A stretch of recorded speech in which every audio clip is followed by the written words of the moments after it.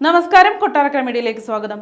കാനഡയിൽ വിദേശ വിദ്യാർത്ഥികൾക്ക് ഇനി പഠനത്തിനൊപ്പം ആഴ്ചയിൽ പരമാവധി 24 മണിക്കൂറേ പാർട്ട് ടൈം ജോലി ചെയ്യാനാകും. പൊതു സ്വകാര്യ കരിക്കുലം ലൈസൻസിംഗ് ക്രമീകരണത്തിലൂടെ കോഴ്സുകൾ നടത്തുന്ന കോളേജുകളിൽ മെയ് 15-നോ അതിനുശേഷമോ ചേരുന്ന വിദേശ വിദ്യാർത്ഥികൾക്ക് ബിരുദാനന്തര വർക്ക് പെർമിറ്റ് ലഭിക്കുകയില്ല. ഇത്തരം വിദ്യാർത്ഥികൾ പഠനം കഴിഞ്ഞ് തിരികെ പോരേണ്ടി വരും. കാനഡയിൽ വിദേശ വിദ്യാർത്ഥികളെ മാത്രം ലക്ഷ്യമിട്ട് ഇത്തരം കോഴ്സുകൾ നടത്തുന്ന ഒട്ടേറെ കോളേജുകളുണ്ട്.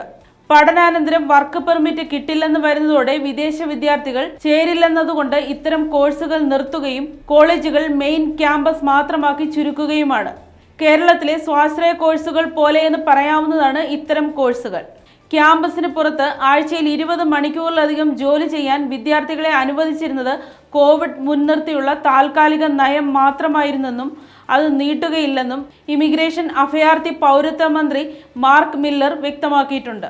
ആഴ്ചയിൽ 24 മണിക്കൂറിൽ കൂടുതൽ ജോലി ചെയ്യുന്ന വിദ്യാർത്ഥികൾക്ക് പഠന നിലവാരം കുറയുന്നുവെന്ന് കാനഡയിലും യുണൈറ്റഡ് സ്റ്റേറ്റ്സിലും നടത്തിയ ഗവേഷണങ്ങളിൽ കണ്ടെത്തിയെന്നും അതിനാലാണ് ഈ നിയന്ത്രണവുമെന്നാണ് മന്ത്രി പറയുന്നത്.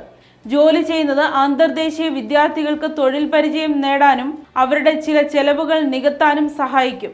അന്തർദേശീയ വിദ്യാർത്ഥികൾ കാനഡയിലെത്തുമ്പോൾ അവർ ഇവിടെയുള്ള ജീവിതത്തിനായി തയ്യാറെടുക്കണമെന്നും അവർക്ക് വിജയിക്കാൻ ആവശ്യമായ പിന്തുണ ലഭിക്കണമെന്നും ഞങ്ങൾ ആഗ്രഹിക്കുന്നു.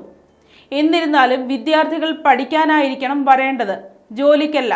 ഞങ്ങളുടെ സ്റ്റുഡൻസ് പ്രോഗ്രാമിന്റെ സമഗ്രത സംരക്ഷിക്കാൻ ഞങ്ങൾ തുടർന്നും പ്രവർത്തിക്കും, മില്ലർ പറയുന്നു.